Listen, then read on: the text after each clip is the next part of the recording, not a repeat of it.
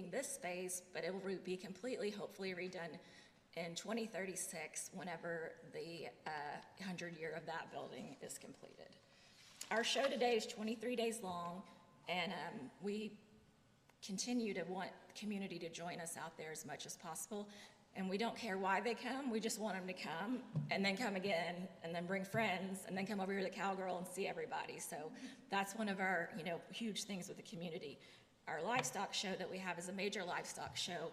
We had about 35,000 entries last year. 12,000 of those were in our junior livestock show. That was 33 states that were represented.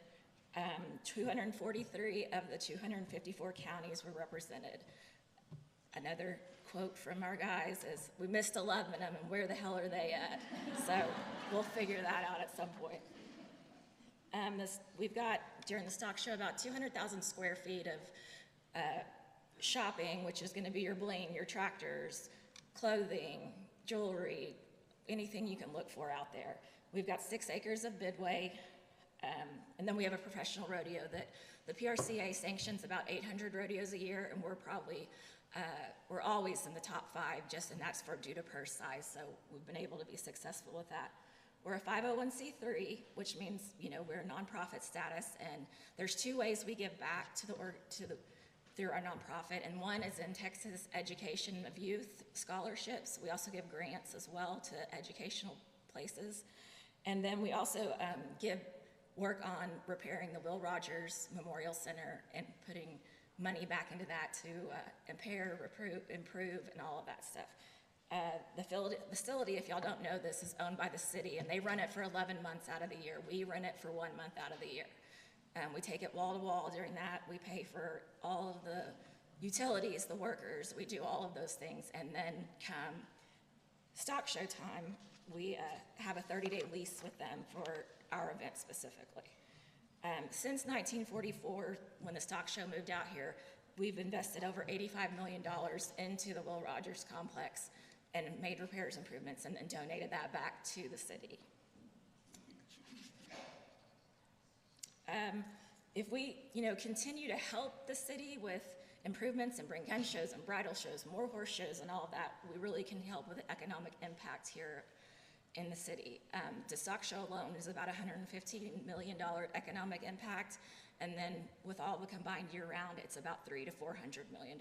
So if we can keep it going, we can keep continuing to help the city of Fort Worth as well. We currently have 24 full-time employees that work year round on the show. A lot of people think whenever the stock show ends, we close up for 10 months and then come back a little bit later, and that's not the case. I'll be very clear on that one. We all work year-round very hard on that. During the show, we'll have about 950 part-time employees, about 2,000 volunteers that are involved. So we've got quite a crew that's involved during the show. And that's my main focus on the show, but I also have a video I was going to show y'all about it. I think Jennifer was going to help me.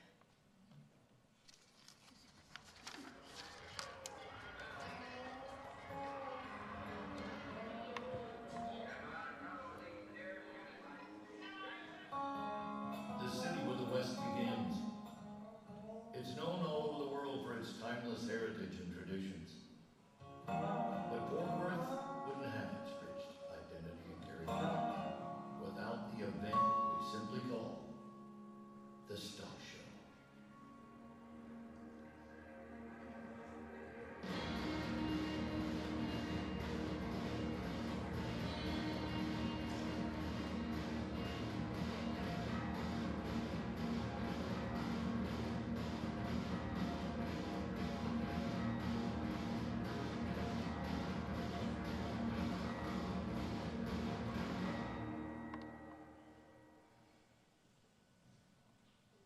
The Fort Worth Stock Show and Rodeo's roots go back to 1896 near the stockyards, when a group of area cattlemen decided to put on a public exhibition of some of their best cattle.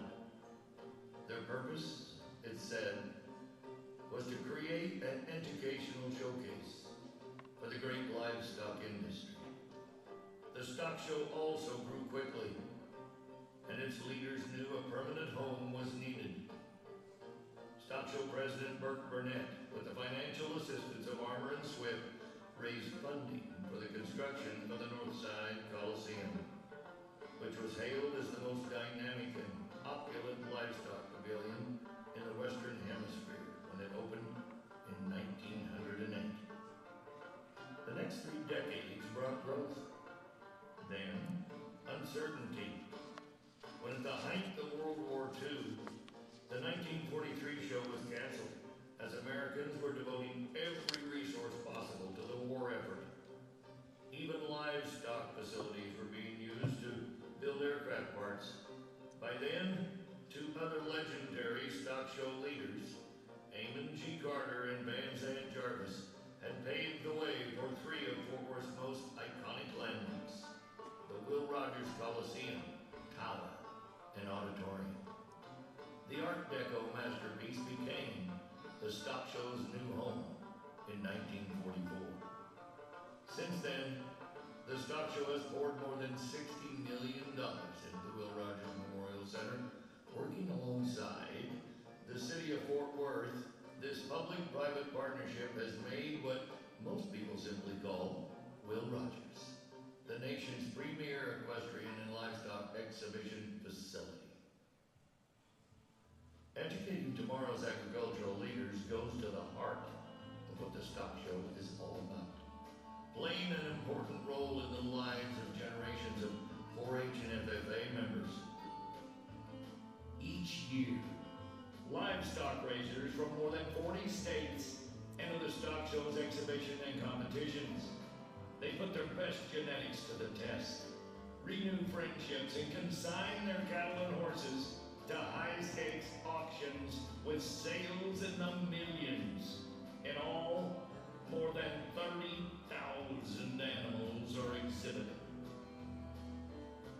The stock show brought the emerging sport of rodeo indoors in 1918 and hosted the first nationally televised rodeo in 1953. Today, the FWSSR Pro Rodeo Tournament is among the top 5 professional events in the country, with the nation's best athletes competing for a purse exceeding $1.2 million. With more than 100 years of legacy, beginning in the Northside Coliseum, then Will Rogers, and now the stunning Dickies Arena, the Fort Worth Stock Show's historical significance on the sport of rodeo is virtually unmatched. It's a Fort Worth experience, the city's largest and oldest, for more than 1.2 million visitors who celebrate the traditions and values and the cowboy way of life that we all hold dearly. A new era has dawned on the Fort Worth Stock Show, with a venue second to none in the city's landmark cultural district, anchored by Dickies Arena.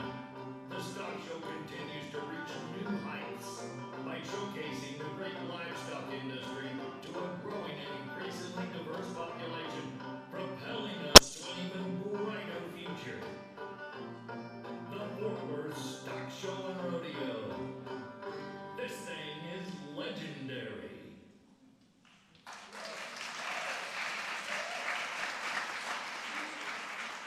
Y'all might have heard that voice before, I don't know. I think Bob Tomlin's on 50 years, I believe, is this year at the stock show. So, okay, I guess I'm gonna talk about me now. This is uncomfortable. So I grew up in Grapevine, Texas. I didn't grow up on a ranch. My parents were educators. They're here, right here. My in-laws are here too. My mom always says, though, that the first toy I ever asked her for was a My Little Pony. And I was 6 or 7 years old, probably, maybe. Is that right? Oh, younger than that, okay. And so we went and got me into My Little Pony, and I brushed its tail so hard that the tail came off of it, like, immediately upon getting it. So, you know, that's the way it goes, I guess. But that I just always had an interest in horses. I was real fortunate because my dad had a student at that time that was teaching riding lessons at Doreen Bruton, who's here, her riding school. And her dad, Bob Seebeck's with her, and it was their place that I learned to ride. And she took me barrel racing and did all sorts of things with me and kind of got my foot in the door. So I'm trying not to cry now. Sorry. What? So we kind of did that. I played a lot of sports in school when I wasn't during barrel racing and doing all that stuff. Then I went to Texas Tech for my bachelor's. I wanted to be in an animal science degree, which I did. My dad and his brothers all played football at Tech, so it was a pretty natural fit for me to go that direction. And so we went out there, and then whenever I got done with my bachelor's, I was like, now what am I gonna do? Get a job? No, I'll stay and get my master's. That'll be a lot easier than getting a job. So I was lucky enough to have a professor that I worked for that helped me through that, and I was able to stay and get my master's there. So then whenever I finished my master's, and I went again, now what am I gonna do? And fortunately, my mom had a friend that knew Shanna Weaver that was in our communications department at the stock show who needed a temporary worker to work in her media center. And she hired me to come work just during the stock show for her to basically be a liaison between the reporters and tell them what the difference between a heifer and a steer was, or, you know, where they'd write something and be like, is that right? You know, and so we'd kind of do that, and I'd take them on the grounds and all that good stuff. And so I did that. While I was there, Rodeo Austin called me and asked me to come work for them, so I moved to Austin and went to work at their rodeo for a season.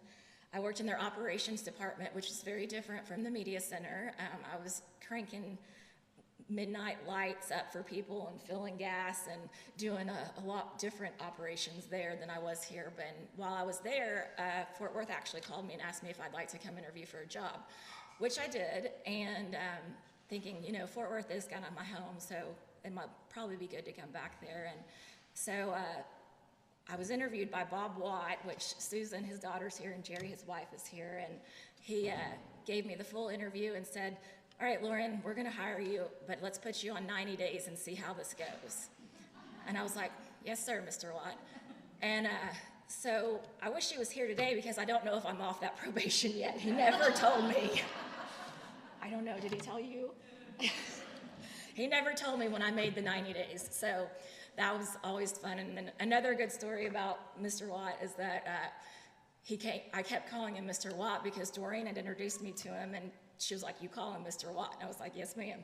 So after working there for about 3 or 4 months, he said, Lauren, I need you to come to my office. And I thought, oh no, this is it. I didn't make the 90 days. And he sits down, he shuts the door, and he was like, you're gonna have to stop calling me Mr. Watt in this office. I'm Bob. And I was like, yes, sir, Mr. Watt.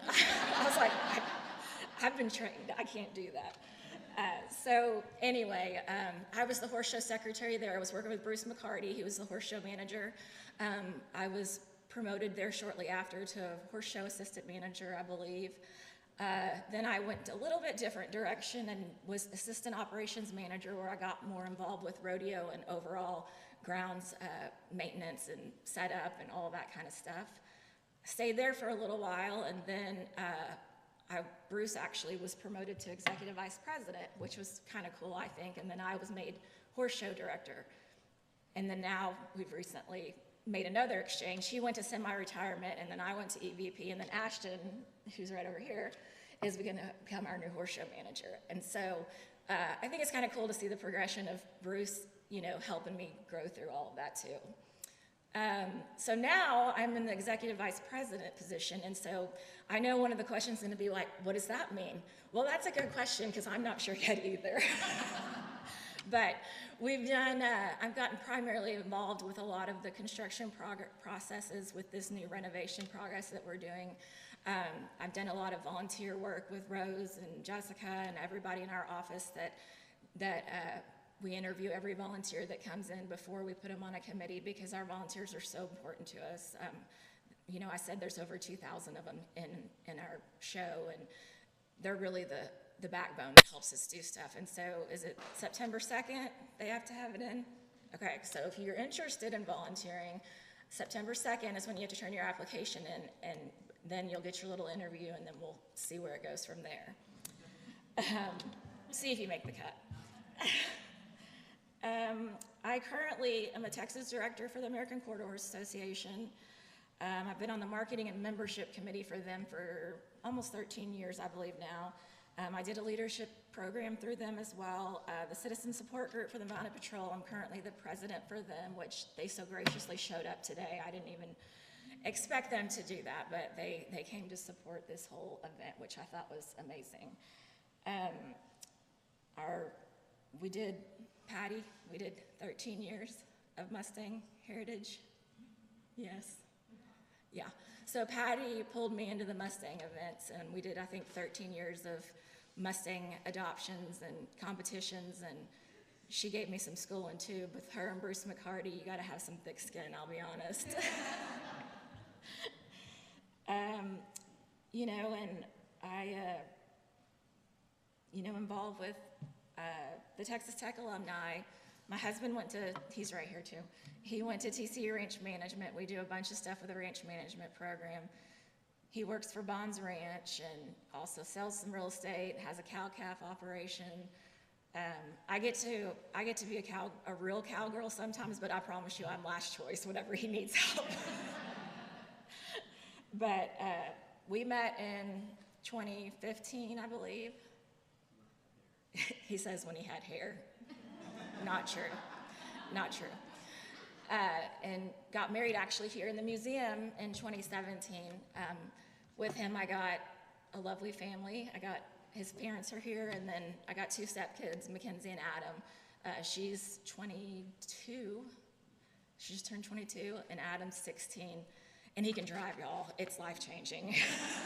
That's the really cool thing about it. That's kind of a little bit about me. I don't know what else y'all want to know. I know we're going to do a Q&A, I think, if that's the next step in this process.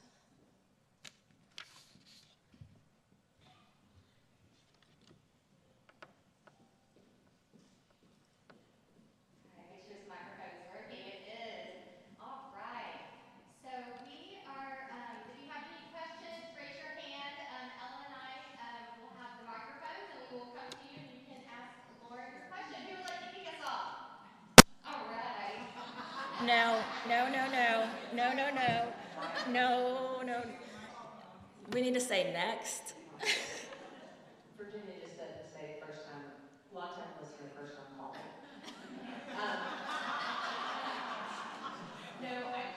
the folks that are new in the room, especially because of the museum's beautiful exhibit, will you talk about the Charo Escaramuza and what that's meant to Sure. Stock Show and the involvement? Also, it's my favorite thing. I know. So it's probably been 4 years ago. We started 5. Are we doing 5 now? Okay. 5 years ago, we started a Escaramuza competition, and that's the ladies' side saddle, where they come in and do a sliding stop and are judged, and then they also do a routine, and they're in their full uniforms and their hats, and they've got specific ones to their teams, and it has been an incredible experience to see this develop at the stock show. That we also ended up adding a Charo competition where they do the kala, and it's a slide as well that they're judged upon.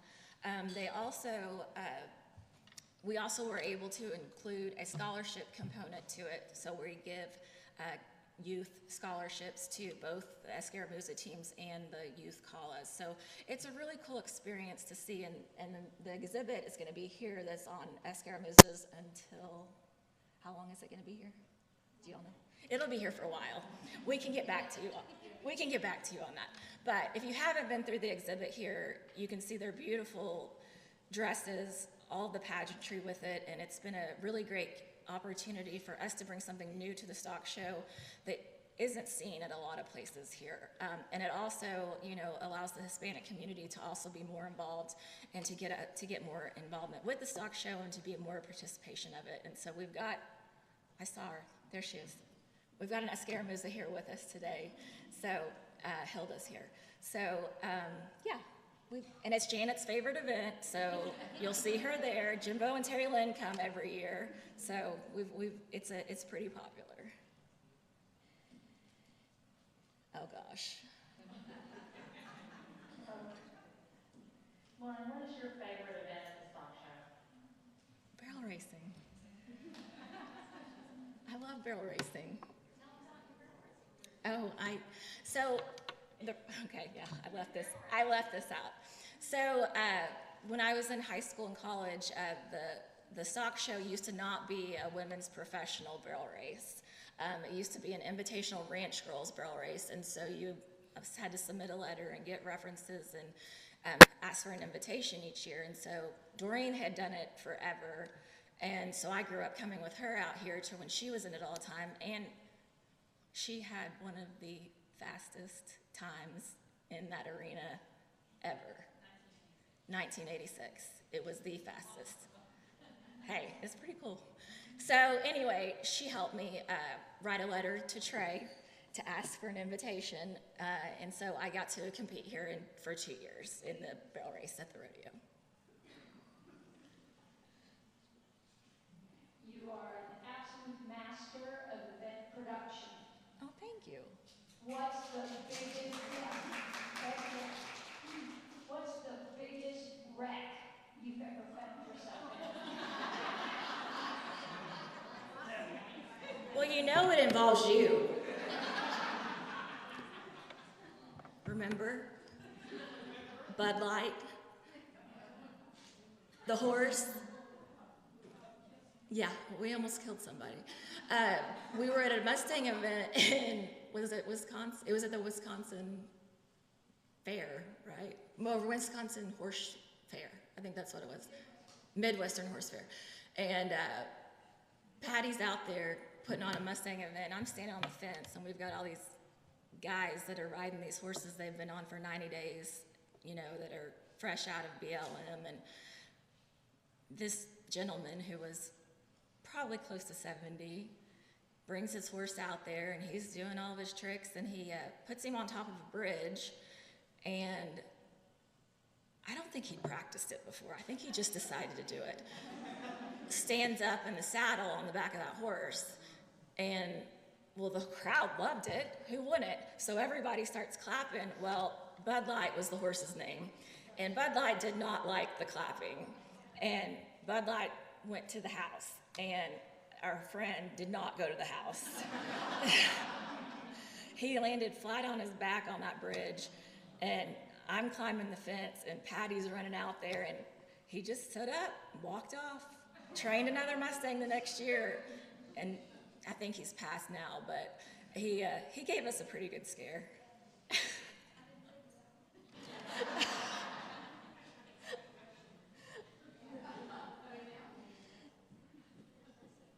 right, we got one over here. Here we go.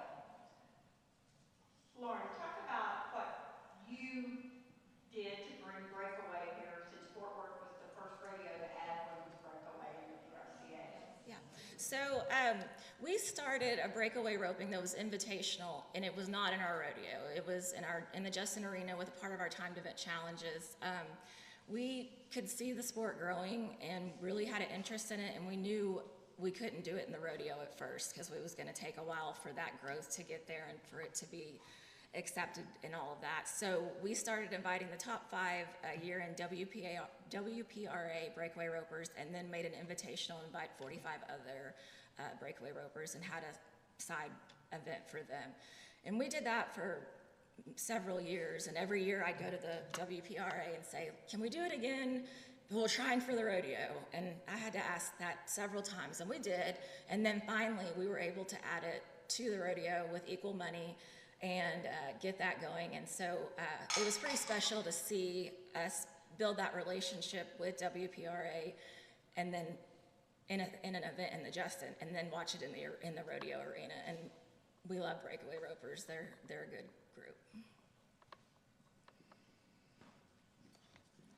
Lauren, what does it mean to be the first female executive vice president for you, and what are you most looking forward to? Well, first of all, it's an honor, and it's very humbling, to be honest with you. And then I also, to be honest, I also think there's a little pressure with it, it's exciting, and, it's something that I'm so proud that I've had the opportunity to do.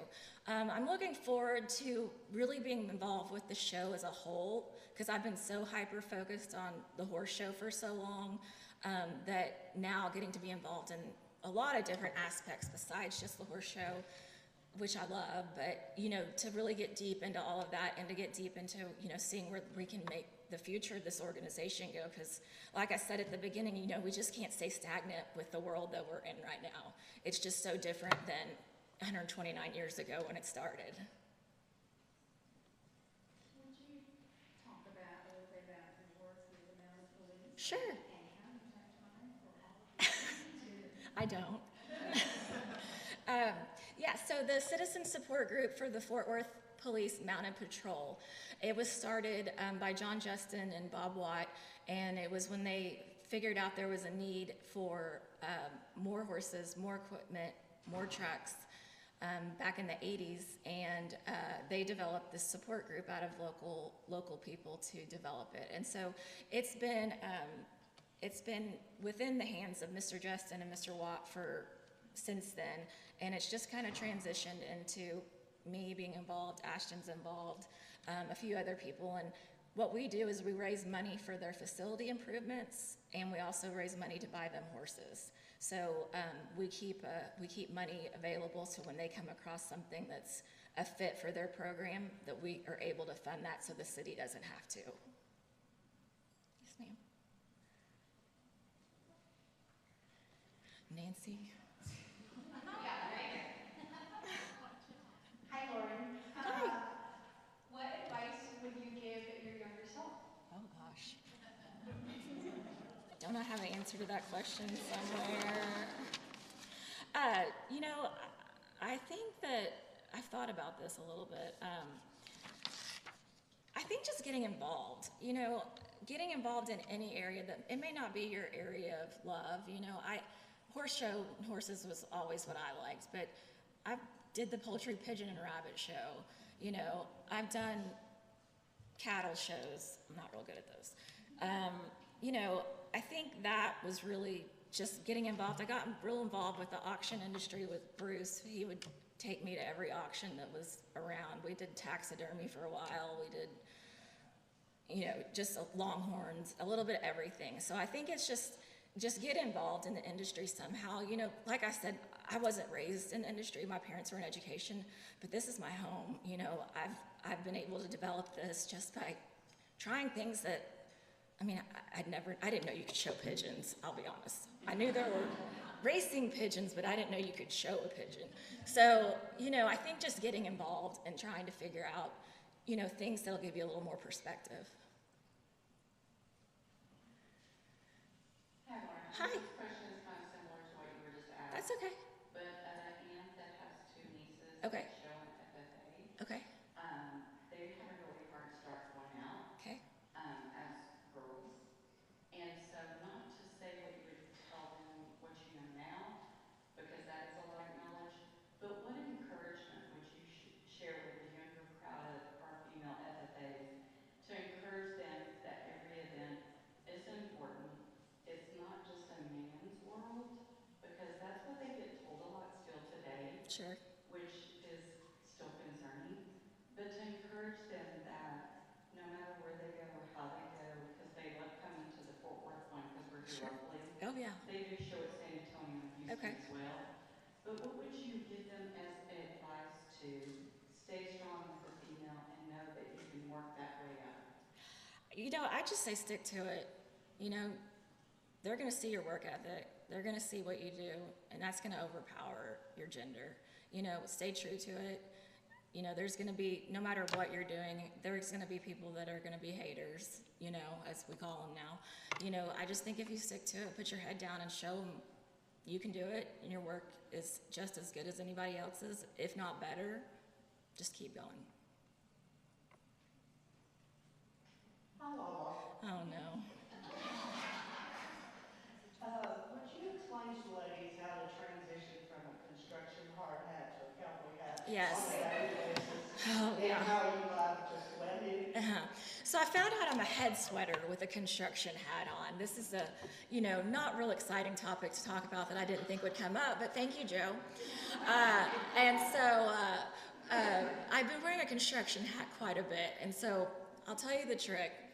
The trick is a dry shampoo, a good hairbrush, a ponytail holder, And if you don't have a hair dryer with you, you can turn that dryer up in the bathroom that you dry your hands with and get a little drying out situation. So there you go, Joe.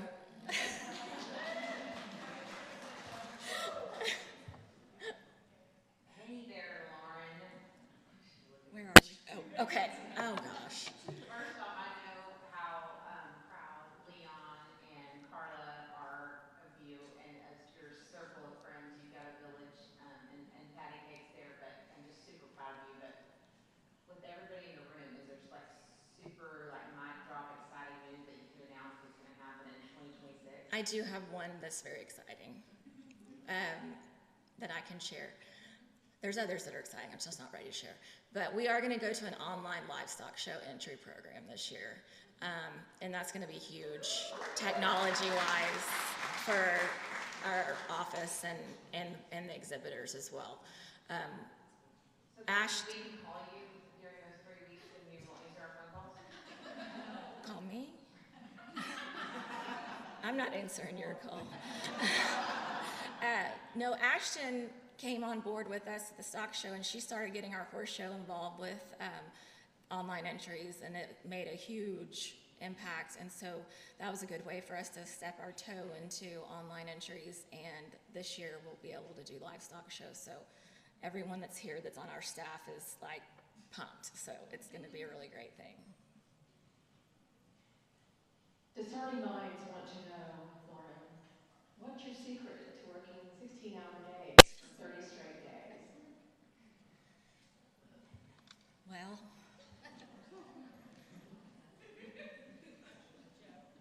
not Joe.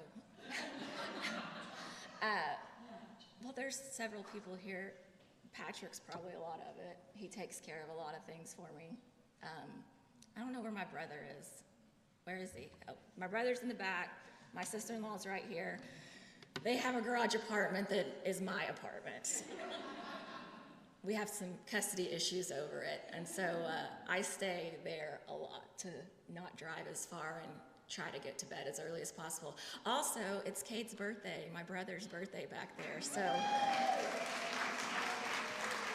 he sacrificed his birthday party to come here for us. So I just, told him thank you earlier, but it is all about me.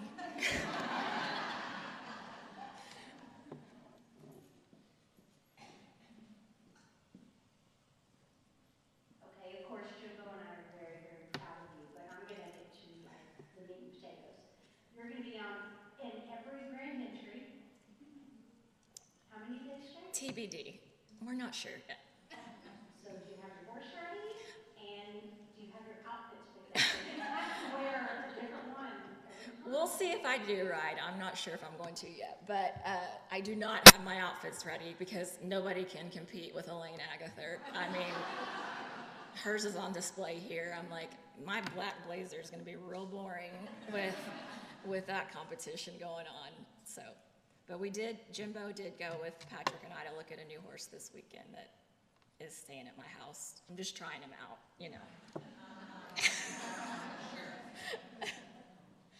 Kelly did too. I don't know if Kelly left. He was here earlier too. All right, well, I have a question for Sure. you, Lauren.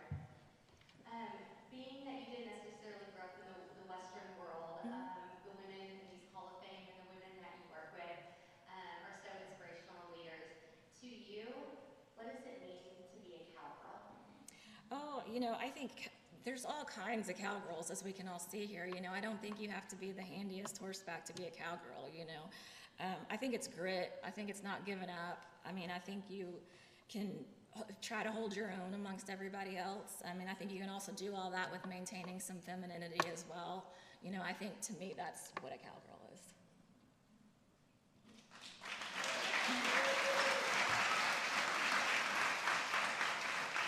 All right, well, that concludes tonight's Cowgirl Connection. Thank you so much for coming out. Hold on, we have one more question in the back. Hold on. No. Don't go yet. Hold on. Vanita, I thought I got through it. You did not get through it. So I've got to tell you, we've known each other since we were a lot younger, and while she grew up.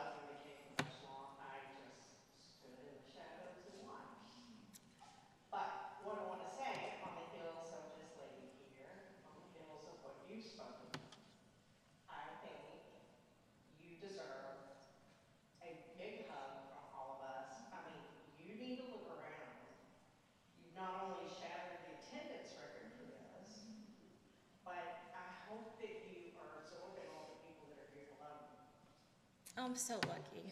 Well, and I want you to know, like, just like she was saying, I've been lucky enough, I've rodeoed with half the women that have been Sure. inducted here, and I've watched, like I said, I love to sit in the shadows and watch. I have been blessed to watch these ladies hit that glass ceiling and shatter. You, my friend, have done the same thing here.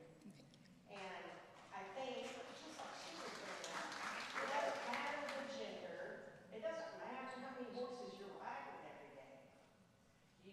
You're leading by example, and you're doing it with class. Thank And you. I'm just super proud of you. Vanita, that's not what I expected out of your mouth. Thank you. And thank you all for being here. Really, it means more than y'all will ever know. Thank y'all so much. Oh, I've got one other reminder. Tickets go on sale September 8th.